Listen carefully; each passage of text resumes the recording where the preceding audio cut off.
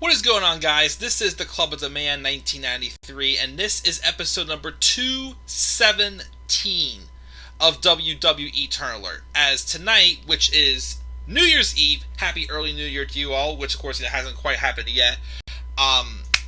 We're gonna do several content tonight. I have a lot of videos I plan on trying to upload tonight before I go to bed. My New Year's plans have unfortunately got canceled because of my girlfriend being sick, but best played safe, especially with some stuff I have upcoming soon in January. I'm doing two turn alerts tonight. This one and another one from a SmackDown superstar. There's a third one I wanted to do, but I'm gonna wait on that one, and that's AJ Styles. As it seems that AJ Styles is headed towards being a babyface, but it's confusing because from what I'm hearing, he kind of came across as the heel when him and Omos turned on each other. But then they have him going to NXT and feuding with Grayson Waller. So I don't know if that's like a one-time deal where Styles will be a babyface there, but goes back to being a heel after that, or what's going on. So I'm playing it safe on that one. Kind of like how I did with this one here. But I think I'm just going for it and saying if I'm wrong, whatever.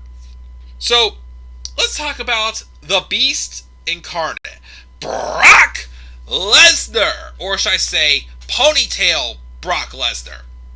So Brock Lesnar returned to WWE for the first time since WrestleMania 36, and since the pandemic era, back at SummerSlam this year. After the main event with Roman Reigns and John Cena, Brock comes out to confront Roman Reigns, who of course, at the time, since he recently just fired Paul Heyman, Brock Lesnar was a former advocate of Paul Heyman. Again, he has this brand new look with the ponytail and everything, and I actually really like the new look. I like Brock's new look. Definitely feels very refreshing and just makes him look a lot more like a badass. So since then, they've had Roman Reigns and Brock Lesnar feuding. They've been showing teases of that, Paul Heyman still may have allegiance with both of them, but we don't know that for sure. Now my thing is, like I mentioned about AJ Styles before, I thought that, okay, this could be like a brief, temporary face turn for Brock Lesnar, and he could go back to being a heel after this, but I don't know. At this point, I'm just taking a gamble because they had Sami Zayn kind of get involved briefly, very, very briefly, and Roman just squashed him, which I thought was very ridiculous of them.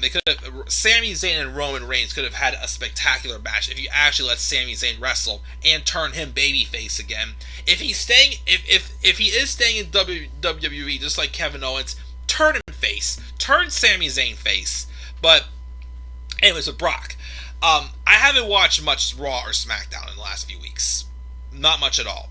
I am hearing, though, and the reason why I'm going with this is because of the chemistry with him and Sami Zayn. The December 3rd edition, I'm going to declare when this face turn happened, even though it's technically been since SummerSlam. By himself on the microphone, Brock's been okay. And apparently him and Sami have really good chemistry with each other. So I don't know if they'll ever do a feud with Brock Lesnar and Sami Zayn. I highly doubt that even go over well for Sami. They probably would have Brock squash Sami, as Sami's being, just the heel he is. And him and Roman, the story's there. Like, this time around, this is the third time they feuded. First for WrestleMania 31. Build was awful. The match they had at WrestleMania 31, great. Still their best match for sure. The second time around, ugh.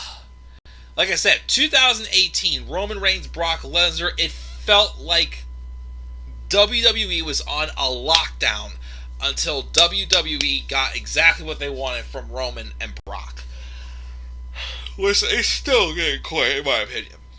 And then, of course, we have this time around where I was okay with them doing the match at Crown Jewel. The one at Crown Jewel was fine, but it still wasn't anything that special to me. They're having the match tomorrow at WWE Day 1, which we'll see how that goes. I'm not holding my expectations too high for that. But I'm hearing rumors now they're going to do this match again at WrestleMania 38, which, no, enough. It's like I said this from the beginning.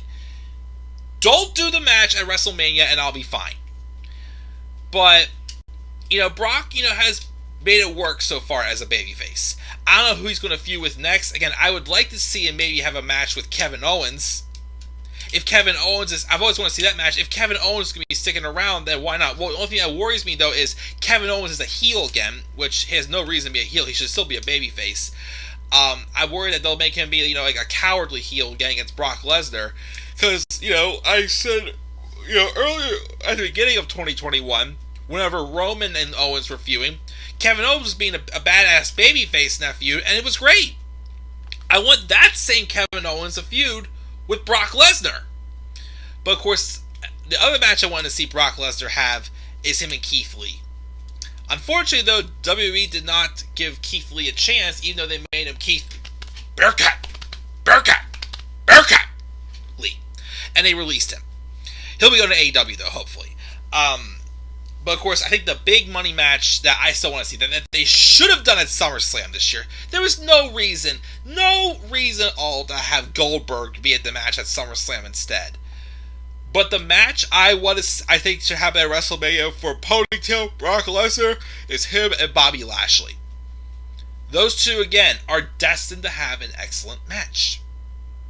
And, as long as Bobby Lashley remains heel Lashley, face Lesnar, let's go.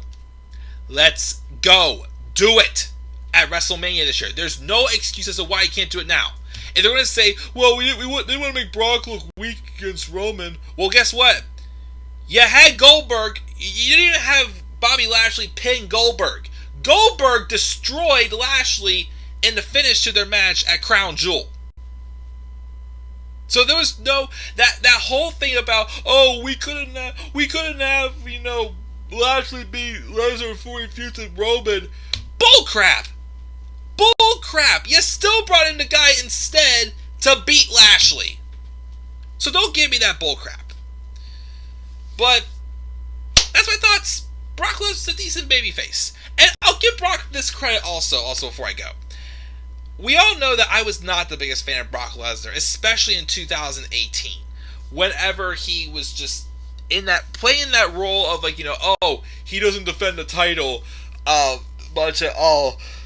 And they're using that as an advantage trying to get Roman Reigns' sympathy, which again, just did not work. And now look where Roman is now. He's killing it and was probably the best wrestler of the year in 2021. Him or Kenny Omega. But I don't know why. Besides, take away from what happened with him and Kofi. Besides that, ever since Brock did that segment right before SummerSlam 2019 with him and Seth Rollins, I've been like, okay, WWE does not need to keep featuring Brock Lesnar, but as long as he's around and actually giving a crap, I got no problem. Yes, he's getting another title match on Saturday. If they do him and Bobby Lashley, they don't have to have the title involved. We're totally good. So just do that and we're fine. Again, Brock doesn't have much left to do, for sure. But as long as he's around, and he cares, and that's his badass look, cool with me. So that's my thoughts, guys. That's my thoughts on Brock Lesnar being a babyface. What are your thoughts on Brock Lesnar being a babyface? Do you think that this will change though once he's done feuding with Roman? Leave your thoughts down in the comments section below. Be sure as always to slap a like on the video and subscribe for more content to my channel. And follow me on Twitter at DemandAirBoy93. And until then, guys, I'm checking out. I'll see you all later. And as always, guys, please stay tuned for more WWE Turn Alert.